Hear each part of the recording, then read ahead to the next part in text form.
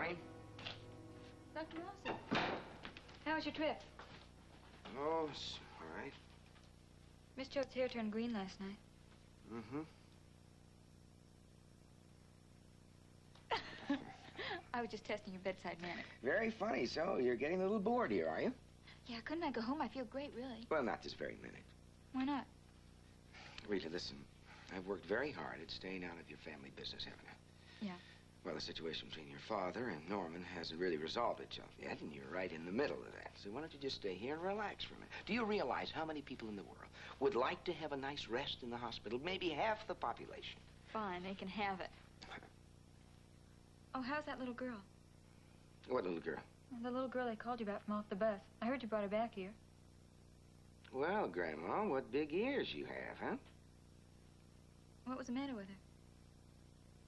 Well, a little lung congestion. Will she be all right? I think so. She's in intensive care, though, isn't she? You're thinking about your baby, aren't you? I guess so. Rita, listen to me. Every case is different. Every baby is different. Why don't you just wait and relax and take things as they come, okay? I'll try, but I have so much time to think around here. Well, try and think about the nice little baby things. You know, I mean, the clothes and the playpens and those little booties. Rattles? Rattles, yeah, all right? Okay. Yes? Dr. Rossi, What is Mr. this? Cord is here to see you. All right, tell him I'll be out in a minute. Now, listen, Grandma. Will you stop listening at keyholes?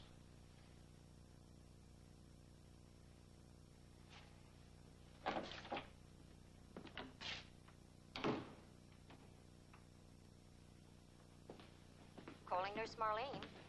Calling Nurse Marlene. Mike, can I bother you a moment? Well, for a thin moment. Come on in the office. I'll buy you a cup of coffee. Fine. It's about Mr. Peyton, I suppose. Right. How was it right up to Boston? Unexceptional? I mean, what was his state of mind? Was he in good spirits?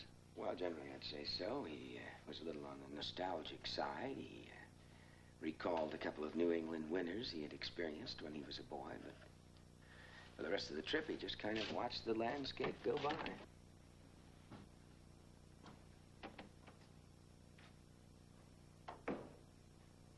How good are his chances, Mike?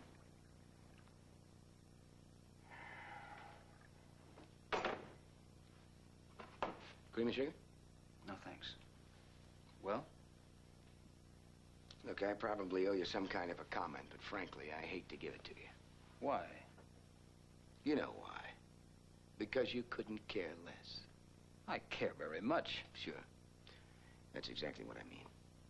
Oh, come on, Mike. Stop trying to read something sinister into this. Mr. Peyton tells me he left you the house. Congratulations. Well, look, what did you expect? That I'm going to play the doting grandson? I'm not. No, I don't expect you to play the doting grandson. I just wish you'd come out and state what you have on your mind. Okay. I was trying to be tactful and I blew it. The fact remains I have a right to know about his condition. All right, the remission is over. He's entering a new period, probably a dangerous one. And? And nothing. He's an old man. His odds are less than 50-50. If you go by the odds. Well, don't you? Well, not when it concerns him. How about just giving me a straight answer? There is no straight answer. That's what I'm trying to tell you. The man has a tremendous will to live. Yes, don't we all? Now, look, you're his doctor. If you don't know, who does? Look, Stephen, nobody knows. That's what I'm trying to tell you. Nobody really knows. It was a long ride to the clinic. He must have said something about me. No, nothing. No matter how unimportant it may have seemed. Look, he didn't say anything about you. I find that hard to believe. Well, find it any way you'd like. Well, what about Betty? He must have said something about No, Betty. nothing. You picked him up at the house just a few moments after he summoned Betty and me. And Rodney. And Rodney. That old man's mind has been churning with a lifetime of schemes and manipulations, Mike. He must have said something. Tell me something, will you, Stephen? Which would work better for you? If the old man lived, or if the old man died?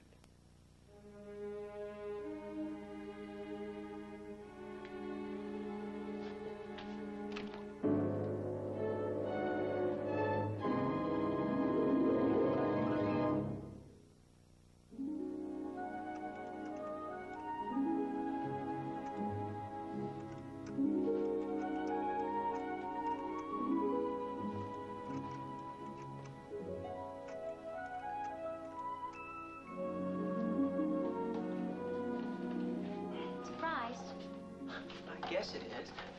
How long have you been here? I just came in. Well, why didn't you say something? I didn't want to bother you. You didn't say anything about coming down today? I just decided to. Well, the thing is, Betty, you see, I have to finish this man's car. I promised it to him tomorrow. He's taking a trip. Go ahead. I found a magazine. Yeah, but I don't even know what's wrong with it yet. It's a good magazine.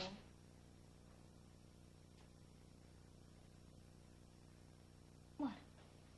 I don't know. You're different. Not really. Oh, yes, you are. You're relaxed and relaxed. You're just not used to it. Oh, you can say that again. I've made a decision. About us? Mm-hmm. Which is? You were right. I do need you. Come on, let's take a ride. I can do this later. Oh, come on. Rod, don't you understand? I don't mind. I like being here. What, on an uncomfortable stool in a freezing garage? On an uncomfortable stool in a freezing garage. I just want to be with you. That's what I've missed so much. Not pretending I'm someone that I'm not trying to impress anyone. Not trying to live up to anyone's image of me. Please let me. Okay. You sure you'll be comfortable? Yes, I'm fine.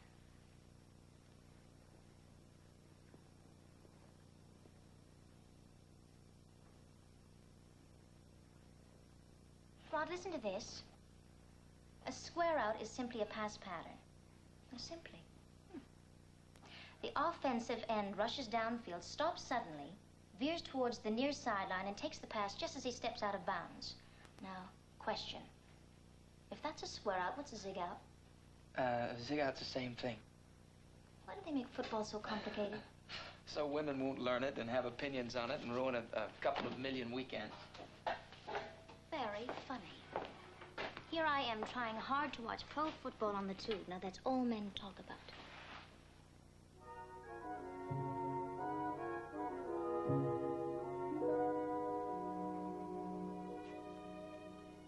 You're not going to change your mind, are you? I love you, Betty. I love you. It's not a very romantic setting. It doesn't have to be.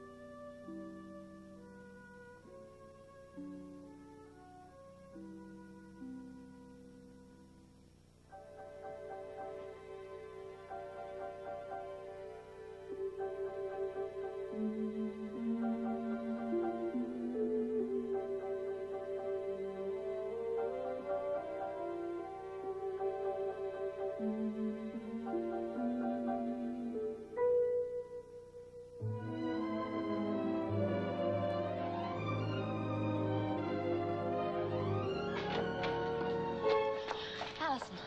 Oh, I'm sorry. Did you want something?